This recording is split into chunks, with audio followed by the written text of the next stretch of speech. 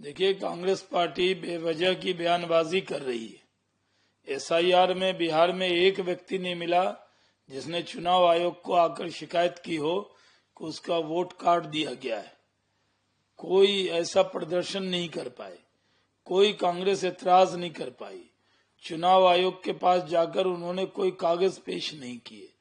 जब चुनाव हो गया और हमारी नीति अच्छी रही, हम जीत गए और कांग्रेस जो बेमन से चुनाव लड़ रही थी बुरी तरह हार गई, उसको तो खुश होना चाहिए कि 600% की बढ़ोतरी हुई है कांग्रेस में दिल्ली के चुनाव से। दिल्ली में 0 आया था और बिहार में कम से कम 6 सीट आ गई। खुश होने की जगह नाराज हो रही है। मुझे तो लग रहा था, मैंने बयान भी दिया था कि कांग्रेस 0 पे आउट हो जाएगी, लेकिन 6 जीतने में कामयाब हो गई। वो ऐसे लोग जीते जो अपनी शख्सियत, अपने नेतृत्व पर जीते। वो कांग्रेस के सिंबल के वजह से नहीं जीते। लेकिन आज कांग्रेस को लगता है कि जब वो बुरी तरह हार गए तो बहाना क्या लिया जाए, तो उन्होंने पहले ईवीएम का बहाना लेते थे, अब एसआईआर का बहाना तलाश लिया है। बहाने से बचने वाले नहीं है।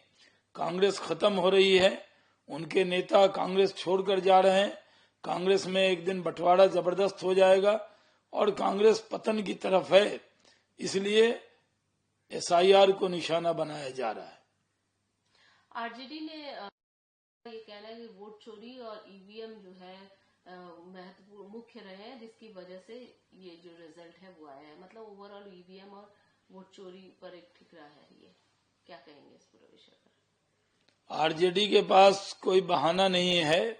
आरजेडी ईवीएम और वोट चोरी का एक बहाना लगा रही है। जनता का दिल हमने चुरा लिया है। जनता का दिल हमारे साथ है।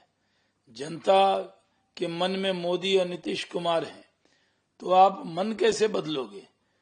आज महिलाएं हैं, युवा हैं, ये सब लोग तो हमारे साथ हैं और उसको आप वोट चोरी कह रहे हो। आरजेडी के लोगों को आत्मचिंतन करना चाहिए कि राहुल गांधी की नकल करके टी शर्ट पहन के और वो वोट मांगने गए थे, तो उनका हाल राहुल गांधी जैसा होना ही था। इसमें क्या शक है कि देश की जनता और बिहार की जनता मोदी के साथ है और मोदी जी की सभाओं से ही उनको यकीन कर लेना चाहिए। जहां तेजस्वी यादव की सभा में 3-4 हजार लोग आते थे, मोदी जी की जब सभा हुई उसमें लाखों लोग आते थे। तभी हमें दिख गया था कि आएगा एनडीए, जीतेगा एनडीए, सरकार बनाएगा एनडीए, और बनाया हम लोगों ने सरकार। आरजेडी एकजुट होने की जरूरत है। और दूसरी बात ये कि जो पारिवारिक मामला है वो हमारा निजी मसला है, हम उसमें किसी को हस्तक्षेप करने की जरूरत नहीं है, हम खुद देख रहे हैं उस पूरे मामले को। देखिए, लालू यादव जी तो चुनाव प्रचार में भी थे। रीतलाल यादव के चुनाव प्रचार में गए थे, रोड शो किया था, और अब वो इस तरह की बयानबाजी कर रहे हैं, एकजुट रहने की बात कर रहे हैं। इसका मतलब टूट है उनके यहाँ, और जबरदस्त टूट है। आरजेडी भी टूट के करागर पे है।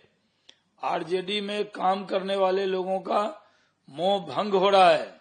अब आरजेडी से भी बड़ी तादाद में नेता आरजेडी छोड़ रहे हैं, क्योंकि आरजेडी एक गुजरा हुआ कल है और उस गुजरे हुए कल को वर्तमान में लाने को कोई तैयार नहीं है। वो जंगल राज के तौर पे ही जाना जाएगा, इसलिए वो एकजुट रहने की बात कर रहे हैं। जहां तक पारिवारिक मामला है, सही बात है, उनका पारिवारिक मामला, इसमें हम कोई दखल देना नहीं चाहते, लेकिन किसी बेटी का अपमान नहीं होना चाहिए, क्योंकि बिहार की संस्कृति में बेटी को बहुत सम्मान मिलता है। सर, महबूबा मुफ्ती, देखिए, महबूबा मुफ्ती को मौका मिल गया है। दिल्ली का जब से ब्लास्ट हुआ है, उनकी जबान ज्यादा ही बोल रही है, वो ज्यादा ही मुंह खोल रही हैं, वो ज्यादा ही बयानबाजी कर रही हैं। किस तरह का बयान दे रही हैं? वो जो जम्मू कश्मीर में अमन अमान है, शांति है, टेररिज्म के खिलाफ जबरदस्त कार्रवाई हुई है, वो जम्मू कश्मीर को बदनाम कर रही है। कह रही कोई पानी मांगने जा रहा है तो उस पर जो है आतंक वाला कानून लगा दिया जाता है। वो कश्मीरियों को दबाव में रहने की बात कर रही हैं। इस तरह की बयानबाजी बंद करनी चाहिए। महबूबा मुफ्ती को जानना चाहिए कि टेररिज्म के खिलाफ पूरा देश एक है। कितनी भी कोशिश आतंकवादी कर लेंगे, पाकिस्तान कर लेगा, हम उसका मुंह तोड़ जवाब देंगे और हमने दिया है। आतंकवाद पे 0 टॉलरेंस है और अगर कोई यहाँ भड़काने की कोशिश करेगा आतंक के नाम पर, वो भी बख्शा नहीं जाएगा। सर, लगातार जिस तरह धमकी आई है, क्या कहेंगे ये जो गतिविधि? देखिए, बम की धमकी जो 2 सीआरपीएफ के स्कूल में और कोर्ट में आई है, ये धमकी को गंभीरता से दिल्ली पुलिस ने लिया है। कार्रवाई हो रही है, पूरी जांच हो रही है और पूरी दिल्ली अलर्ट पे रहती है। इस तरह की धमकी देने वालों पर भी कार्रवाई होगी और कोई दिल्ली में कुछ गड़बड़ करना चाहेगा तो वो बख्शा नहीं जाएगा। उसका पहली बार बयान आ रहा है, वो कह रहे हैं कि मैं बिहार नहीं छोड़ूंगा, दुगनी मेहनत करूंगा, धक्का जरूर लगा है। इस बयान को कैसे देखते हैं?